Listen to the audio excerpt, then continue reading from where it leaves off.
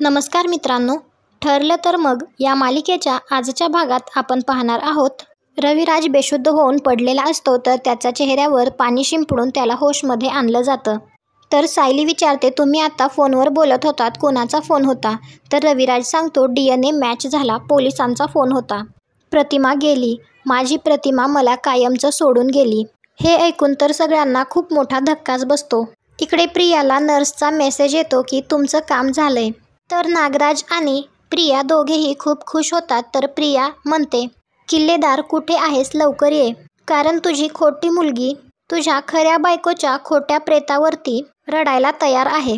इकडे कोणालाच काही कळत नसतं. तर रविराज त्यांना सगळा झालेला प्रकार सांगतो आणि आज DNAचा रिपोर्ट आला आणि DNA मॅच झाला आहे. त्यावरून हे सिद्ध झालंय की तीच प्रतिमा आहे. सगळ्यांना अश्रू अनावर होतात. तर पूर्ण आजी म्हणतात, देवी आई, प्रतिमाऐवजी तू मला का नाहीच नेलं? तर पूर्ण आजी म्हणते, मला तन्वीला भेटायचंय, मी तिला असं एकटीला ठेवू शकत नाही. घरी प्रिया नागराजला म्हणत असते, हा किल्लेदार कुठे तडमडलाय? मंदिरात कोण इतका वेळ टाइमपास करतं? तर नागराज म्हणतो, जरा धीर धर, येईल तो. तर प्रिया म्हणते, असं झालंय की कधी एकदा किल्लेदार येतो आणि सांगून टाकतो की प्रतिमा मेलीये. तर नागराज म्हणतो, मला सुद्धा तसंच झालंय. त्यावेळी सगळे घरी येतात. तर प्रिया विचारते, बाबा हे सगळे कसे काय इथे? आणि पूर्ण आजी? तर रविराज म्हणतो, हो बाळा, पूर्ण आईला सगळं सांगावं लागलं. त्या बॉडीचा आणि तुझा DNA मॅच झाला. ती तुझी आईच होती. आपली प्रतिमा आपल्याला सोडून कायमचं निघून गेली. तर प्रिया रडण्याचं नाटक करते. त्याचवेळी अश्विन आणि अस्मिता सुद्धा तेथे येतात. तर प्रिया नाटकं करतच रविराजला म्हणत असते, बाबा मी पोरकी झाले, या जगात आता तुम्ही सोडून मला कोणीच नाहीये दुसरं. तर पूर्ण आजी म्हणते, असं नाही बोलायचं बाळा, आम्ही आहोत ना सगळे. तर नागराज म्हणतो, सत्य तर आपल्याला स्वीकारायलाच हवं, आता आपल्या प्रतिमा वहिनी आपल्यात नाहीत. तर प्रिया तसं उठून मोठ्याने म्हणते, नाही, असं अजिबात नाही, मी हे अजिबात स्वीकारणार नाही, आणि तेथून निघून जाते. सायली प्रतिमाच्या फोटोकडे बघते तर तिला तन्वी असा आवाज येतो. त्यानंतर फोटो खाली पडणार असतो. तर सायली तो सावरते. सायली फोटोकडे बघतच मनात विचार करते, मला असं का वाटतंय की प्रतिमा आत्या जिवंत आहेत? जो विश्वास आजपर्यंत घरात सगळ्यांच्या मनात होता, तो विश्वास फक्त आज ठामपणे माझ्या एकटीच्या मनात का उरलाय? प्रतिमा आत्या, तुम्ही आहात ना? बोला ना माझ्याशी. आहात ना तुम्ही? त्याचवेळी प्रिया आतून एक साडी घेऊन रडतच बाहेर येते आणि म्हणते, ही एकच आठवण आहे ग माझ्याकडे आता तुझी, यात तुझा मायेचा स्पर्श आहे, पण फक्त या स्पर्शावरच समाधान मानायचं का ग मी? तर रविराज आणि पूर्ण आजी तिला समजावतात. त्यावेळी अर्जुनला इन्स्पेक्टरचा फोन येतो.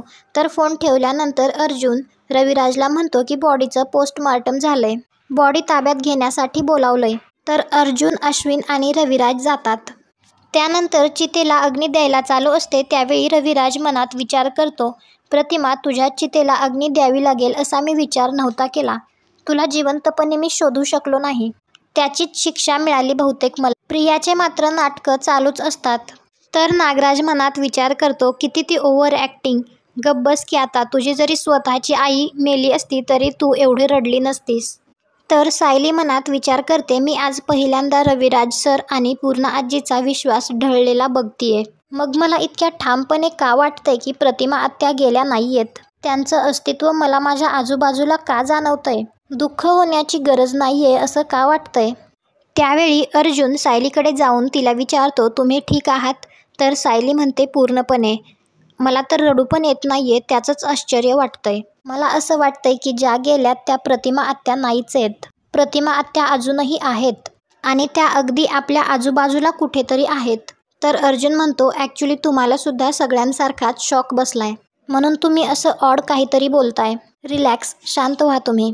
चैतन्याला ही गोष्ट समजते. तर चैतन्य साक्षीला म्हणतो की प्रतिमा आत्या गेल्या, मला रविराज सरांना भेटायला पाहिजे. तर साक्षी म्हणते, खरं तर रविराज सरांना सांत्वनासाठी मी भेटणंसुद्धा गरजेचं आहे, पण मी तेथे आले तर त्यांना नाही आवडणार, उगीचच त्यांच्या दुःखात आणखी भर नको पडायला. तर चैतन्य लगेच रविराज सरांकडे यायला निघतो. घरी सगळी तयारी सुरू असते. त्यावेळी चैतन्य तेथे येतो. तर पूर्णाजी खूप रडत असतात. तर कल्पना अस्मिताला पूर्णाजीसाठी पाणी घेऊन यायला सांगते, म्हणून अस्मिता पाणी आणायला जात असते. त्याचवेळी सायली तेल घेऊन आतमधून बाहेर येत असते. अस्मिताचा धक्का लागून ते तेल सांडतं आणि आजचा भाग इथेच संपतो. पुढील भागात आपल्याला पाहायला मिळणार आहे. रविराज प्रतिमाच्या फोटोला हार घालत असतो त्याच वेळी सायली तेथे प्रतिमाची साडी नेसून येते. तर पूर्णा आजीला सायलीमध्ये प्रतिमाचा भास होतो आणि पूर्णा आजी म्हणते की आपण तो हार फोटोला नको घालायला. तुम्हाला हा भाग आवडला असेल तर व्हिडिओला लाईक करा. पुढे काय होईल हे पाहण्यासाठी आपल्या मराठी मालिका या चॅनलला सबस्क्राईब करा. भेटू उद्याच्या भागात.